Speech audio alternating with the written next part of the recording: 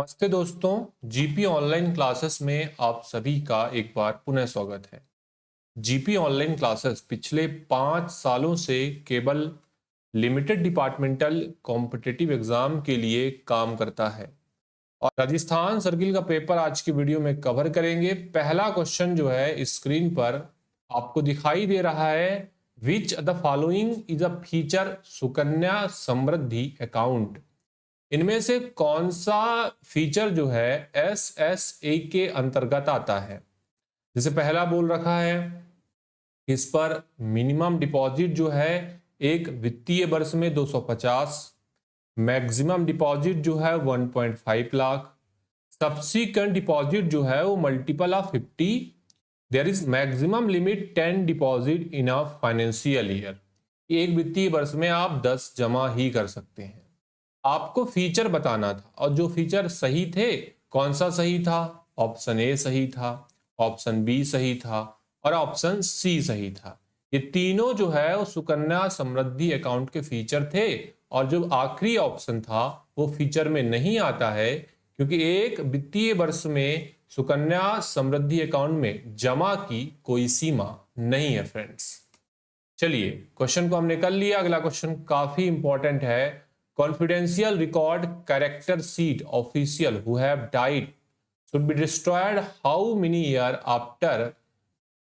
कि भाई 2 साल, 5 साल, 6 साल या 4 साल जिन अधिकारियों की मृत्यु हो गई है उनसे रिलेटेड जो भी दस्तावेज हैं, रिकॉर्ड हैं, कैरेक्टर सर्टिफिकेट है, मृत्यु के कितने वर्ष के बाद उन सारे दस्तावेज को नष्ट किया जाना चाहिए।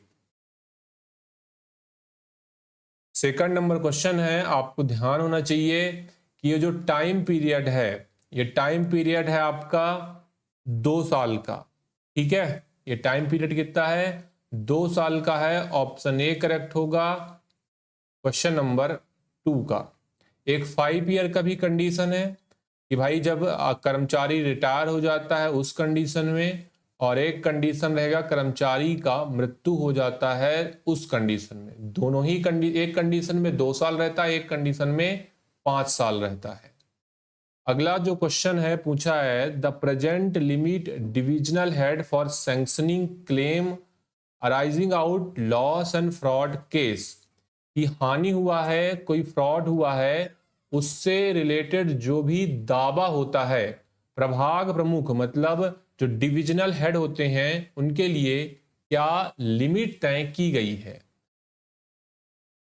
Present limit of divisional head sanctioning claim arising out loss fraud case 5,000, 25,000, 10,000 या 15,000।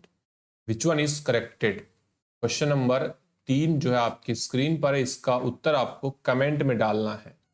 ये क्वेश्चन नंबर 3 का उत्तर कुछ लोग ए बता रहे हैं, कुछ लोग बी बता रहे हैं, कुछ लोग सी बता रहे हैं। याद करिएगा, ये लिमिट जो है 25,000 तय किया गया है। ऑप्शन नंबर जो बी है वो करेक्ट हो जाएगा। ठीक है फ्रेंड्स, चलिए, दीनदयाल स्पर्श योजना इस टर्म से रिलेटेड है। याद करिएगा कि दीनदयाल स्पर्श योजना में आपको स्पर्श का पूर्ण रूप भी मैंने बताया हुआ है। बोला है, Deendayal Sparsh Yojana has been launched as scholarship programme before the following purpose for promotion aptitude and research in stamp as hobby for promotion letter writing among students 1 only 2 only both 1 and 2 none of the above। कौन सा सही हो जाएगा कि दीनदयाल स्पर्श योजना के लिए क्या दोनों विकल्प सही है, क्या एक सही है, क्या कोई भी सही नहीं है? किसके लिए बनाया हमने बनाया था टिकटों में बढ़ावा देने के लिए फ्रेंड्स। ठीक है, टिकटों में बढ़ावा देने के लिए हमने दीनदयाल स्पर्श योजना की शुरुआत की थी। इसी वजह से ऑप्शन नंबर ए जो है करेक्ट हो जाएगा। अगला क्वेश्चन स्क्रीन पर है, which are the following limit cash remittance correct departmental employee accompanied by another departmental employee 5 lakh, 10 lakh, 15 lakh या 40 लाख। लिमिट बताना है कि एक डिपार्टमेंटल कर्मचारी दूसरे डिपार्टमेंटल कर्मचारी के साथ जाता है, कैश का लिमिट क्या होता है? 10 लाख होता है फ्रेंड्स। ठीक है, कितना होता है? 10 लाख होता है। अगला क्वेश्चन है स्क्रीन पर और बोला है आपको बोला है पीएलआई आरपीएलआई के संबंध में कौन सा विकल्प जो है वो सत्य नहीं है?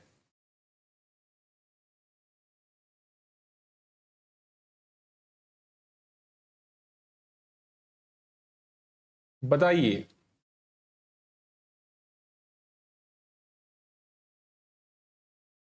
कौन सा विकल्प जो है पीएलआई आरपीएलआई के बारे में सत्य नहीं है friends? Which one is corrected? Option number, कुछ लोग सी बता रहे हैं, कुछ लोग ए बता रहे हैं और कुछ लोग डी बता रहे हैं। जो डी बता रहे हैं वो सही है, क्योंकि जो इंटरेस्ट लिया जाता है प्रीमियम पर वो होता है आपका 12% का। 15% नहीं होता ना, 12% होता है। ए सही है, बी सही है और सी भी सही है, लेकिन आपको ध्यान रखना है डी सही नहीं है। कौन सा उत्तर हो जाएगा? ऑप्शन नंबर डी जो है गलत हो जाएगा फ्रेंड्स, और हमें गलत ही ढूंढना था। अगले क्वेश्चन में भी हमें गलत ही ढूंढना है, इसीलिए इस बात को नोट करके रखिएगा।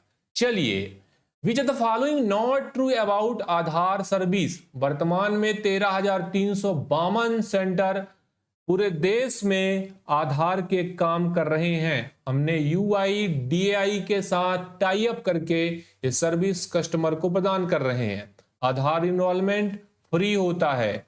मैंडेटरी का कंडीशन है वर्तमान में कि अगर उम्र सीमा 5 से 7 के बीच तो भी फ्री होता है, तो ऑप्शन सी भी सही हो गया। अगर 15 से 17 के बीच कस्टमर का एज है तो भी फ्री होता है।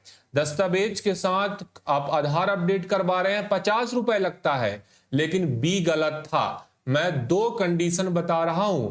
5 से 7 के बीच यदि निवासी का उम्र है तो फ्री होगा, 15 से 17 के बीच यदि निवासी का उम्र है तो भी फ्री होगा। आईपीपीबी के प्रीमियम बचत खाते की विशेषता आपको बतानी है फ्रेंड्स। आईपीपीबी के प्रीमियम बचत खाते की विशेषता बतानी है। कौन सा हो जाएगा? पहला कि भाई इस पर वार्षिक सदस्यता शुल्क जो है वो कितना है? 99 रुपए है। ठीक है, एनुअल जो है, जो मेंबरशिप चार्ज है सब्सक्रिप्शन का, वो 99 रुपए है। खाता खोलने का शुल्क कितना है? खाता खोलने का शुल्क जो है क्या 151 रुपए है, जीएसटी छोड़कर। थोड़ा रिवाइंड करिए दिमाग में। और क्या डोर स्टेप की सुविधा फ्री में दी जाती है? इसका भी आपको ध्यान रखना पड़ेगा कि क्या डोर स्टेप की सुविधा फ्री में दी जाती है? दी जाती है ना। जब आपका प्रीमियम अकाउंट रहेगा तो उस पर हम डोर स्टेप की सुविधा फ्री में देते हैं। तो 1 सही था और 3 सही था। अब आप पूछेंगे कि सर खाता खोलने के लिए कितना चार्ज? तो खाता खोलने के लिए 149 प्लस जीएसटी का चार्ज जो है वो कैलकुलेट किया जाता है। ठीक है, ये बात आपको नोट करके रखना, 151 का चार्ज नहीं कैलकुलेट किया जाता। चलिए फ्रेंड्स, अगला क्वेश्चन देखिएगा। इसका जो उत्तर हो गया आपका वो हो गया 1 और 3 जो है करेक्ट है। अगला क्वेश्चन देखिएगा, निम्नलिखित में से कौन सा सत्य नहीं है? किताब पैकेट का वजन जो है वो कितना होता है? 5 किलो होता है। सत्य है? सत्य है। किताब में कोई व्यक्तिगत संचार नहीं हो सकता। सत्य है? सत्य है बिल्कुल। अगर हम ब्लाइंड लिटरेचर की बात करें तो उसको 9 किलो तक भेजा जाएगा। सत्य नहीं है। क्या लिमिट है? लिमिट है 7 किलो का। कौन सा गलत? सी गलत। सी को काट दिया। 1, 2 और 4 सही है। अगर हम बात करेंगे 2024 के प्यूर रूल के हिसाब से तो कुछ बातें आपको नोट करके रखनी पड़ेंगी फ्रेंड्स। कुछ बातें कि अभी जो है बुक पैकेट को हमने मर्ज कर दिया है। Book packet, printed book packet, sample packet are merge and change as book packet.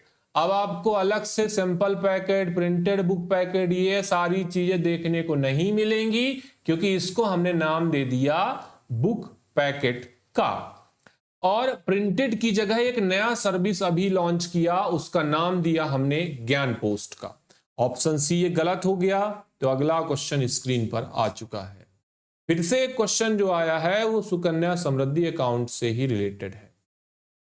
बोला under Sukanya Samriddhi scheme maximum 50% amount in the account can be withdraw following circumstances. First one is account holder attain 18 year or has 10th class pass, first condition. Second condition can be withdraw only education of account holder. Third condition is account holder has attained 20 year of age. अब आपको ये बताना है कि SSA के condition में कब 50% का राशि जो है वो विड्रावल हो सकता है।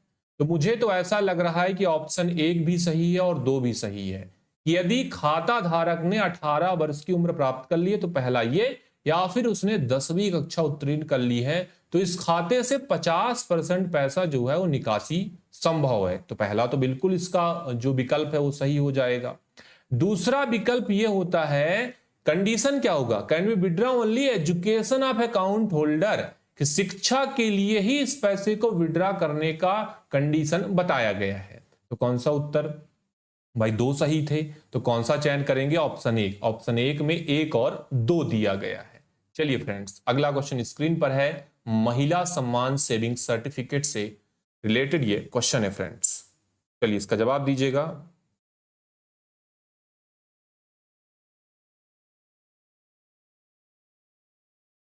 क्या बोल रहा है, महिला सम्मान सेविंग सर्टिफिकेट के बारे में कौन सा सत्य नहीं है। अकाउंट हैज बीन ओपन और before 31 March 2025 by a women herself and guardian on behalf of minor. पहला तो सही लग रहा है भाई, इस खाते को केवल एक महिला खोल सकती है, पहला कंडीशन। और दूसरा कंडीशन क्या, दूसरा कंडीशन ये कि भाई साहब इस खाते को 31/3/2025 तक ही खोला जाता है। ठीक है, तो पहला तो आपको बात समझ में आ गया। अब दूसरा समझिए, दूसरा कंडीशन क्या बोल रहा है कि भाई अ मिनिमम 1000 रुपी में बी डिपॉजिट, बिल्कुल 1000 से मिनिमम इस अकाउंट को खोला जाएगा। तो दूसरा भी हमको सही लग रहा है, सही नहीं सही ही है ये। ठीक है, अगला कंडीशन को हम रीड करते हैं और अगला कंडीशन बोला है a maximum limit 2 lakh an account और all account by account holder, किसी भी खाता धारक द्वारा एक खाते पर 2 लाख या सभी, उसने अगर एक से ज्यादा खाते खोले हैं तो सभी खातों को मिलाकर वो 2 लाख रुपए तक जमा कर सकता है। तो ऑप्शन 1, ऑप्शन 2, ऑप्शन 3, ये तीनों ही विकल्प सही हैं। अब तीनों सही हैं, बेसिक क्लियर है, तो चौथे को आप आंख बंद करके लगा सकते हैं। इस पर बोला गया था कि an individual can open any number of account subject to gap 5 month. ये 5 मंथ के गैप में नहीं, बल्कि ये अकाउंट जो है वो 3 मंथ के गैप में खोला जाएगा। एक अकाउंट आपने खोल लिया, एक अकाउंट खोलने के बाद अगला अकाउंट जो है आप 3 मंथ के गैप में खोल सकते हैं। ठीक है फ्रेंड्स, चलिए ऑप्शन डी गलत हो गया। Which are the following false regarding limit for minimum maximum bag circle bag office authorised to keep. Circle bag कार्यालय को रखने के लिए अधिकतम न्यूनतम अधिकतम बैग सीमा के संबंध में निम्नलिखित में से कौन सा गलत है। बैग की अधिकतम संख्या की कोई सीमा ही नहीं है। अधिकतम कार्यालय के लिए बैग की न्यूनतम संख्या प्रतिदिन प्रेषण के लिए आवश्यक बैग का 10%। बैगों की न्यूनतम संख्या भेजे गए बैगों की संख्या का 3 गुना। बैगों की न्यूनतम संख्या बैगों की भेजे गए बैगों की संख्या का 4 गुना होगा। कौन सा आपको विकल्प सही लग रहा है कि सर्किल कार्यालय जो है बैग बैलेंस किस प्रकार से मेंटेन करेगा। कौन सा उत्तर गलत ढूंढना था, ऑप्शन ए सही था, कोई सीमा नहीं है। बैग प्लस का 10% जो है, जो भी दिन में भेजा जाना है वो न्यूनतम रखना है। ठीक है, जो आपका कंडीशन था वो ऑप्शन सी गलत हो जाएगा, क्योंकि 3 गुना का कंडीशन सर्किल बैग ऑफिस के न्यूनतम अधिकतम बैग में अप्लाई नहीं होता। ऑप्शन सी करेक्ट हो जाएगा। Mail office can not intercept और redirect an article except on authority. एक मेल ऑफिस कभी भी कोई आर्टिकल रोक नहीं सकता इस अथॉरिटी के परमिशन के बिना। अगर ये अथॉरिटी परमिशन देगा तो उसको रोक सकता है। DG post, superintendent of RMS, head of circle, post master general, all of the above 1 and 3, 2, 3 and 4।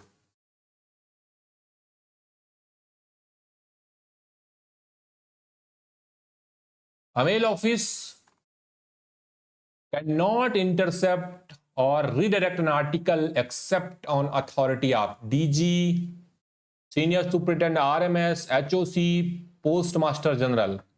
All of the above 1 and 3. 1 is DG and third is HOC. Which one is correct answer? B is right answer.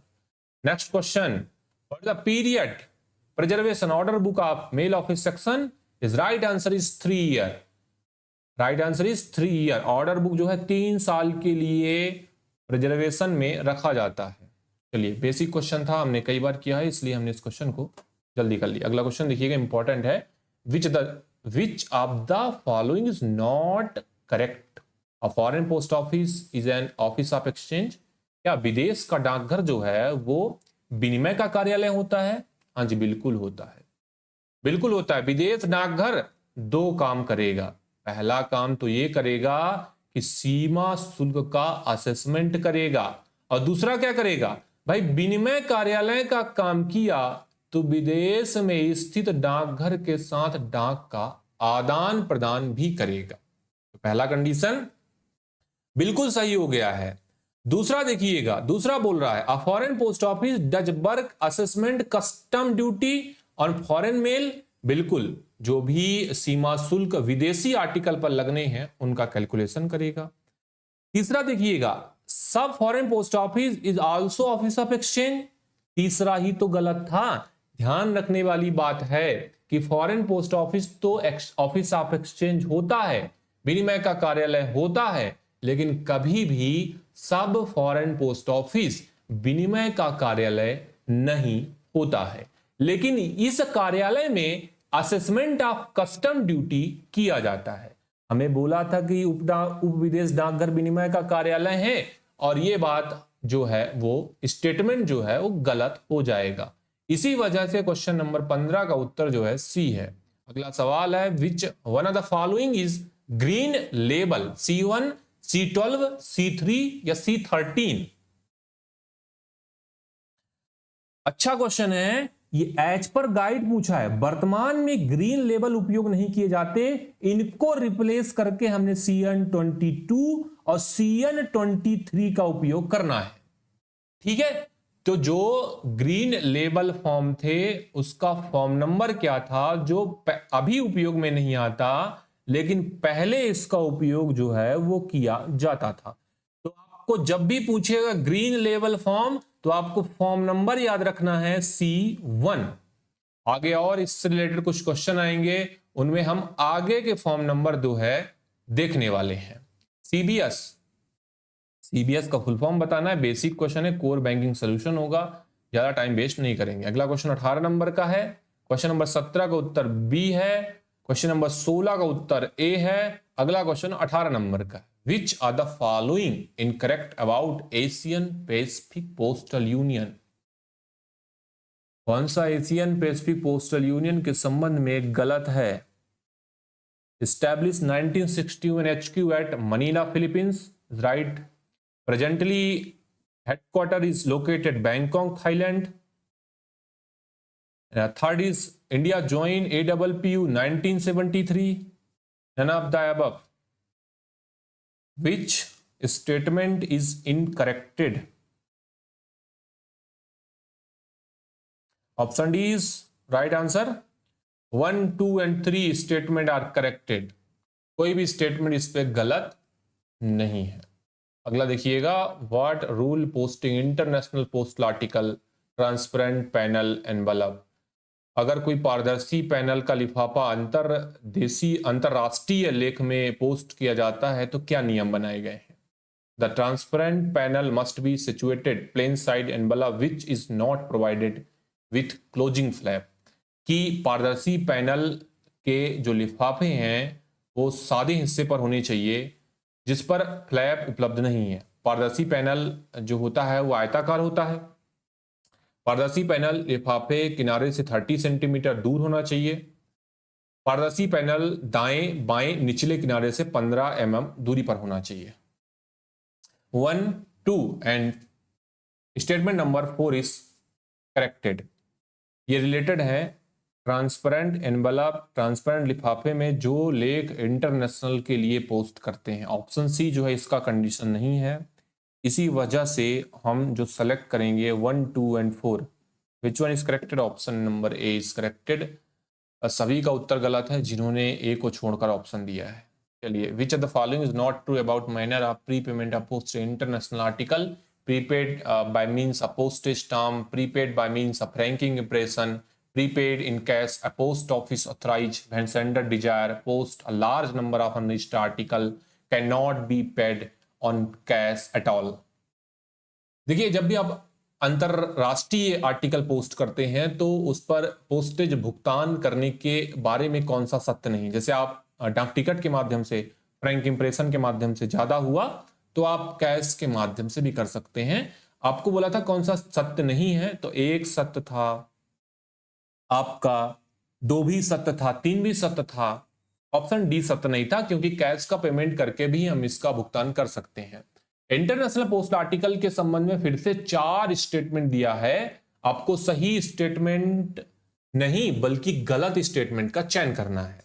3 सही होगा, 1 ही गलत होगा क्योंकि गलत ही हमसे पूछा गया है। और जब सही पूछेगा आपसे तो 3 गलत होंगे, 1 ही सही होगा। इस बात को ध्यान रखेंगे तो क्वेश्चन जो है आपको सॉल्व करने में थोड़ा सा सहूलियत मिल सकता है। पहला, लंबाई चौड़ाई 900 mm से अधिक नहीं होगी, पहला सही है।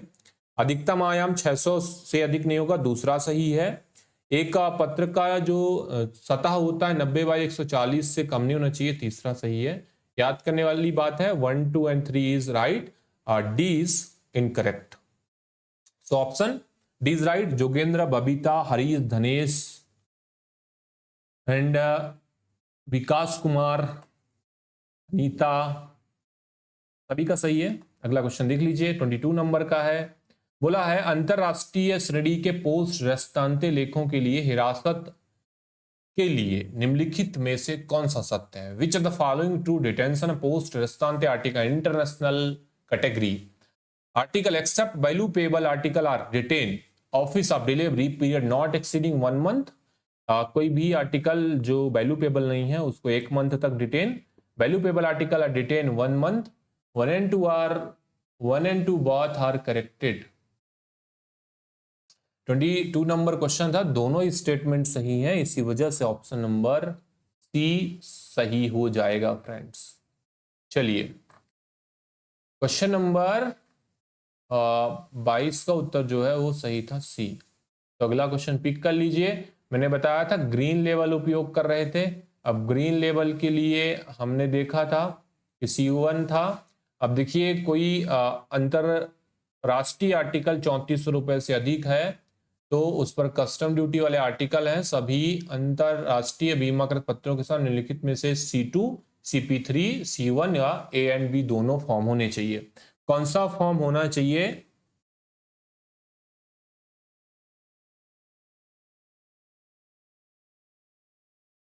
ये दोनों फॉर्म लगेंगे, C2 और CP3।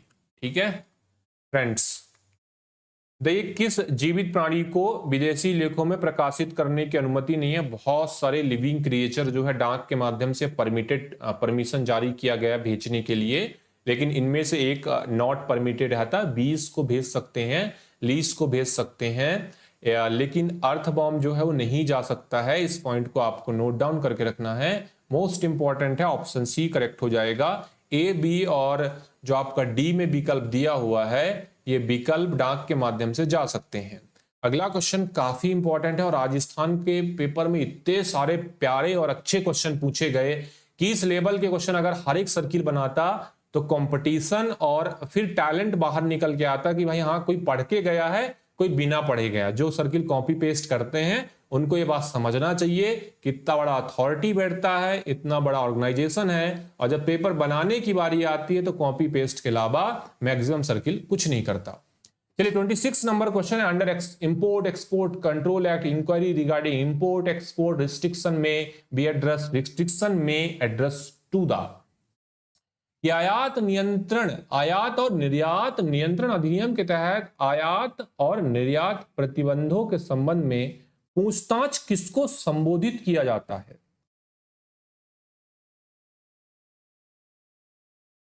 Chief controller import export new Delhi, बिल्कुल ऑप्शन ए करेक्ट हो जाएगा। मुख्य आयात निर्यात नियंत्रक नई दिल्ली को संबोधित किया जाता, ऑप्शन ए करेक्ट है। चलिए ऑप्शन ए करेक्ट है। अगला क्वेश्चन पिक कर लीजिएगा फ्रेंड्स। रिसेंटली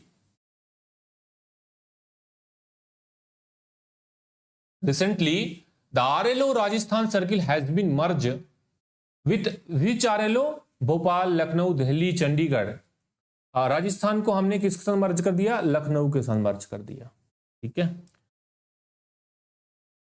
अब ये तुक्का ही होगा, ये तो अब इतना यूनिक क्वेश्चन पूछा तो अभी तो आपको कहीं देखने को नहीं मिला होगा ना। अब एक दो क्वेश्चन चल जाते हैं ना, वैसे क्वेश्चन हर सर्किल में आते हैं। अगला देख लीजिए 28 नंबर का है, 27 का बी करेक्ट था। Under the bulk bag system printed paper case international article which one true? Each bag 5 kg, not less than 5 kg, not less than 30 kg. Application for bulk bag system should made head of division. In case any dispute regarding license, the matter will be referred secretary post. All of the above 1 2 3, none of the above 1 2. कौन सा सही है? मेरे को दो सही लग रहा है, क्योंकि बल्क बैग के लिए कौन लाइसेंस जारी करता है? जारी करते हैं सीपीएमजी, और कोई विवाद होता है तो इसको निपटारा डीजी पोस्ट करते हैं। तो दो सही है ना, 28 का एक और दो सही है। 1 and 2 are corrected. 1 is 5 kg minimum and maximum 30 kg. Next question friends. The new post office bill was initiated in which year? अभी एक चीज और ध्यान रखिएगा कि आने वाले कुछ दिनों में, कुछ दिन बोलूंगा तो हफ्ते 10 दिन में, मैं आपको बहुत सारे की फीचर जो प्योर रूल्स 2024 में अपडेट हुए हैं, साथ में प्योर रूल्स के जो इंपॉर्टेंट आपके ऑनलाइनर है उनको भी बताने वाला हूं, और जो कुछ नए प्रोडक्ट आए हैं, मतलब सारा अपडेट, और जो आपके पीएसबी के मेंबर हैं और बाकी इंटरेस्ट रेट वगैरह जो चीजें बची हैं उन सारे को मर्ज करके 2-3 वीडियो जितना भी हो सकेगा सारे वीडियो में देके और एक सिलेबस का समापन करेंगे। ठीक है, अपडेट अभी तक क्यों नहीं दिया? क्योंकि भाई अभी 2 महीने एग्जाम में है, अगर इसके पहले भी कुछ अपडेट आता तो उसको भी हमने सम्मिलित करके पूरा अपडेट एक साथ देंगे। और जो प्योर रूल 2024 लॉन्च हुआ है उससे रिलेटेड कुछ एमसीक्यू भी इंपॉर्टेंट करने वाले हैं। 2023, 2024, 2022 या 2021? पोस्ट ऑफिस का बिल 2023 में आया था। चलिए ऑप्शन जो है बी करेक्ट है। निम्नलिखित में से कौन सा द्वितीय श्रेणी में शामिल नहीं है? द्वितीय श्रेणी में लेटर, पोस्ट और पोस्ट कार्ड नहीं आता। Option number C is right answer. बाकी सब द्वितीय पोस्ट आते हैं, मतलब सेकंड क्लास मेल है। पत्र का वजन अभी तो 500 ग्राम हो गया है, लेकिन अगर पिछले साल देखेंगे तो 2 किलो था। तो अगर क्वेश्चन में आपको थोड़ा सा पूछता है कि अपडेट बताओ, तो फिर उसी हिसाब से आपको देखना रहेगा। अगला क्वेश्चन 32 नंबर का है। 31 का ऑप्शन ए करेक्ट था, 30 का उत्तर जो है सी करेक्ट था। 32 नंबर का क्वेश्चन कवर करिए। Which is the following correct? A letter post unpaid charge delivery double the postage. Letter यदि कोई अनपेड होता है तो हम क्या करते हैं? डबल चार्ज करते हैं फ्रेंड्स। और यदि उस पर इनसफिशिएंट होता है तो ट्रिपल चार्ज करते हैं। दूसरा गलत है, पहला सही है। हम ट्रिपल चार्ज नहीं करते, हम केवल डबल ही चार्ज करते हैं। ठीक है।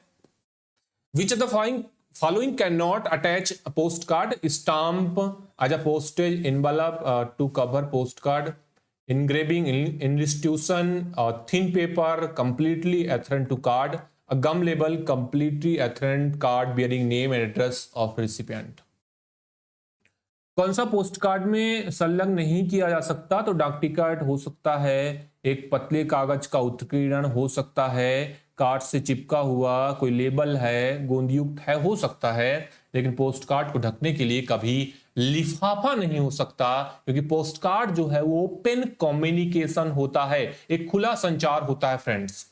Blind literature packet are not exempted for payment of following fee for acknowledgement, registration, postage, airmail, fee for attested copy of receipt.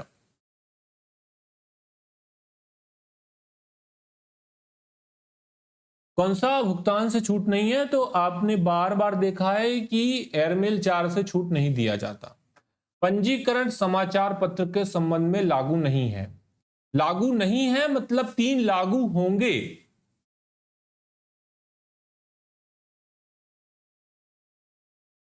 3 लागू होंगे। तो पहला, 31 दिन के अधिक से अंतराल में नहीं होना चाहिए, ठीक है। ज्यादा से ज्यादा ये 31 दिन के इंटरवल में हो सकता है, उससे ज्यादा का नहीं होना चाहिए। 6 माही, 7 महीना, 8 महीना की कहानी नहीं होनी चाहिए। विज्ञापन नहीं होना चाहिए। ग्राहकों की वास्तविक सूची होनी चाहिए, ये लागू है। राजनीतिक बड़े और अन्य प्रकार के समाचार पत्र शामिल हैं, ये भी लागू है, ठीक है। जो लागू नहीं है वो है आपका should not have advertisement seat, ठीक है। ऑप्शन बी जो है करेक्ट हो जाएगा, लागू नहीं है फ्रेंड्स। चलिए फ्रेंड्स अगला देखिएगा, बिल्कुल भी सही है। Which the following feature parcel incorrect? Unregister UR parcel 4 kg, BO का पार्सल 10 kg और अदर ऑफिस का पार्सल 25 kg। यही तो गलत हो गया ना, ये बाकी ए बी और सी सब सही था। 36 का सी होगा, 25 किलो पार्सल नहीं भेजा जाता। वर्तमान में कितना है सर, तो बता दीजिए हमको। देखिए वर्तमान में रजिस्टर पार्सल को हमने क्या बोल दिया, जो वर्तमान में रजिस्टर पार्सल कंडीशन उसको देख लीजिएगा कि रजिस्टर पार्सल जो है अभी क्या बन चुका है, अभी बन चुका है India post retail, India post parcel retail बन चुका है और बिजनेस पार्सल बन चुका है इंडिया पोस्ट कॉन्ट्रेक्चुअल। और अभी जो है 20, अभी जो है 20 किलो का लिमिट नहीं है, बल्कि ये लिमिट 35 किलो कर दिया गया है, ठीक है फ्रेंड्स। चलिए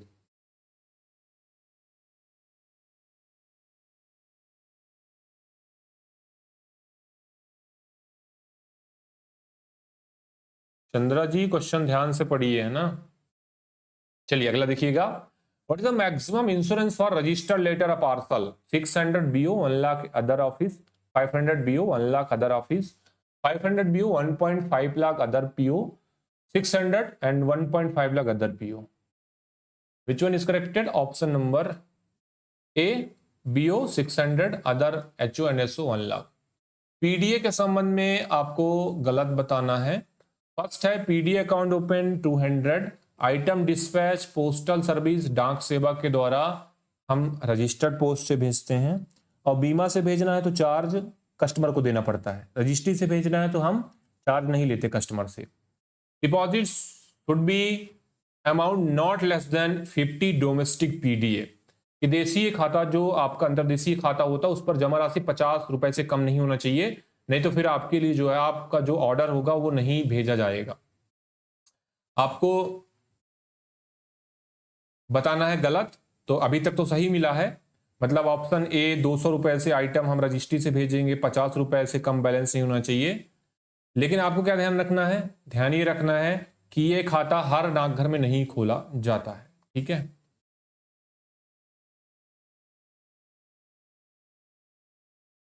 क्वेश्चन अगर कंफ्यूजन क्रिएट होता है को चिंता करने की जरूरत नहीं, आपके पास विकल्प होता है क्वेश्चन को कैंसिल करवाने का, ठीक है। ऑप्शन डी करेक्ट था, सभी जगह नहीं खोला जाता। कौन सा रिकॉर्ड जो है वो परमानेंट होता है? Nominal roll, list of silent account receive SBCO by sub office, stock book, A and B. A and B.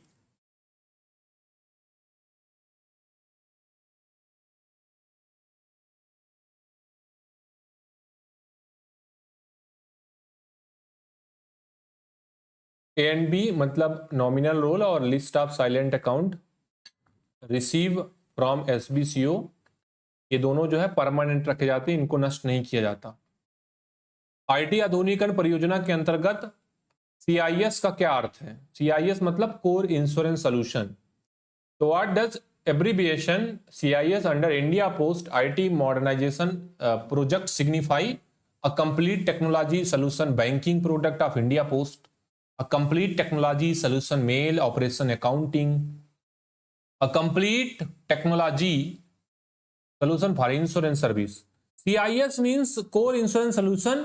तो CIS का जो मेन पर्पस था वो था complete technology solution for insurance service. चलिए फ्रेंड्स अगला देख लीजिएगा।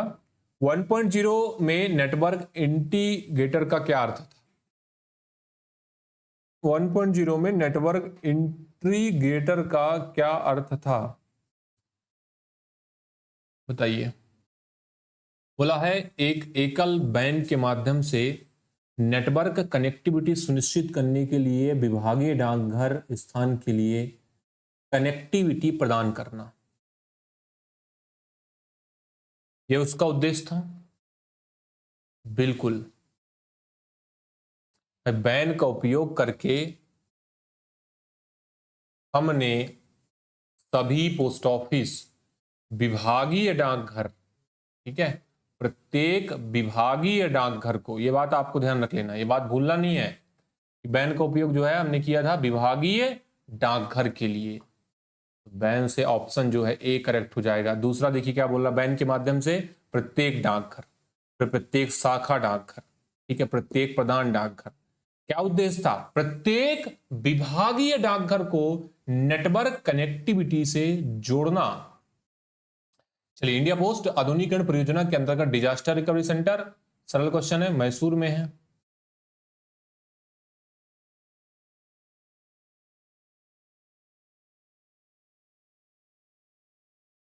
अगला देख लीजिए, under India post IT modernisation project which one is not true about data centre? IT आधुनिकीकरण के तहत डेटा सेंटर सुविधा के बारे में एक गलत विकल्प है।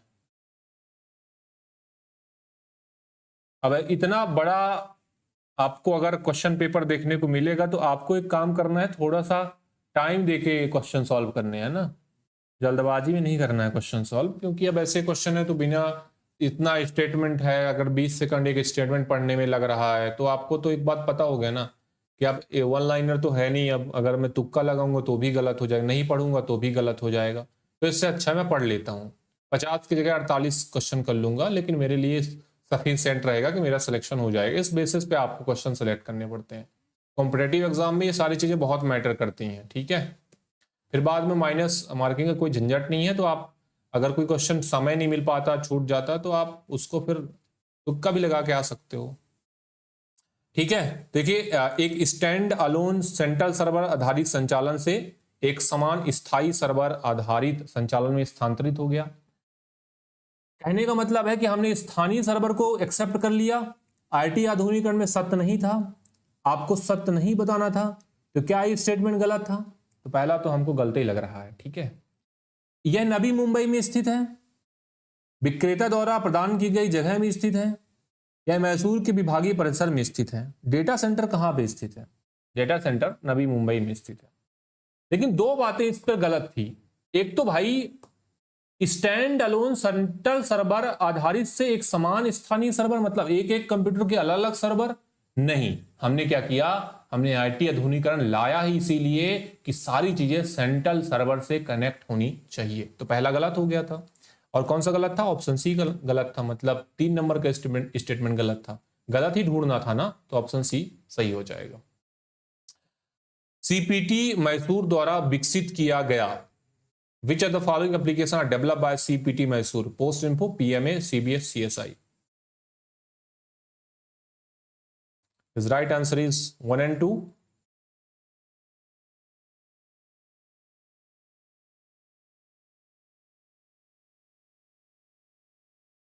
Post Info and PMA. चलिए, which is the toll free number India Post Help Center assistant general public. एक और नंबर है जैसे हमने देखा था 180026666868, ये वाला एक नंबर था। उसके बाद आपको एक और नंबर देखने को मिलेगा 1924 का, ये भी इंडिया पोस्ट का टोल फ्री नंबर है। दर्पण पूछा, दर्पण के बारे में, तो digital advance rural post office for a new India था, रिपीटेड क्वेश्चन था फ्रेंड्स। ठीक है, क्वेश्चन नंबर 45 का उत्तर जो है आपका ए हो जाएगा, 46 का उत्तर डी हो जाएगा। चलिए अगला देख लीजिए, एनपीएस के बारे में क्वेश्चन है, who can open new pension scheme account under all citizen. A citizen India should be resident India between 18 to 70, बिल्कुल 1870 का, भारत का नागरिक, भारत का निवासी नेशनल पेंशन सिस्टम के तहत अकाउंट ओपन कर सकता है। क्या ये बात सही है? जरूरी नहीं है कि ये निवासी हो, या अनिवासी है तो खोल सकता है अगर उम्र सीमा 1870 के बीच है तो बिल्कुल खोल सकता है। A citizen of India whether resident और नॉन रेसिडेंट, निवासी है अनिवासी है, दोनों ही लोग इस खाते को खोल सकते हैं। ठीक है फ्रेंड्स, बी नंबर का ऑप्शन करेक्ट था। चलिए 48 नंबर देखिएगा, पोस्टमैन एप्लीकेशन निम्नलिखित विशेषता है, डीपीएमएस से इंटीग्रेटेड है, it capture GPS coordinates of location where delivery is done, android application develop by CPT Chennai. GPS निर्देशांक को कैप्चर करता है जहां डिलीवरी की जाती है, सीपीटी द्वारा इसे विकसित किया गया है। केवल एक ही विकल्प जो है पीएमए का फीचर है वो है ऑप्शन बी, कि जहां पर इसकी डिलीवरी करेंगे वहां पर जो है ये निर्देशांक को कैप्चर करता है। चलिए अगला 49 नंबर क्वेश्चन है, डीएलसी डिजिटल लाइफ सर्टिफिकेट के बारे में गलत बताना है आपको। डिजिटल जीवन प्रमाण पत्र बायोमेट्रिक प्रमाणीकरण द्वारा तैयार किया जाता है, सीपीटी मैसूर द्वारा इसे विकसित किया गया है, पेंशनभोगी डाकघर में व्यक्तिगत रूप से उपस्थित हो सकते हैं या डीएलसी भेज सकते हैं, पेंशनभोगी को अपना रोजगार प्रमाण पत्र भी भेजना चाहिए। आपको डीएलसी के बारे में गलत बताना।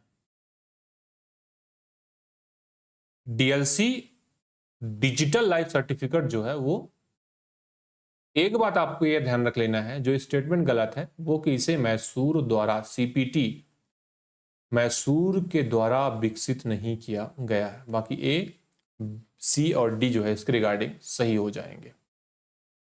चलिए, इसे स्पीड पोस्ट द्वारा भेजने की अनुमति है, एक्सप्लोसिव इनफ्लेमेबल सब्सटेंस, कोई विस्फोटक ज्वलनशील पदार्थ है। इसके अलावा सरकार द्वारा आयोजित लॉटरी है, 1 लाख रुपए से अधिक सोने के सिक्के हैं, विशिष्ट प्रयोजनों के लिए महानिदेशक डाक द्वारा अनुमत सिक्के, करेंसी नोट, बैंक नोट।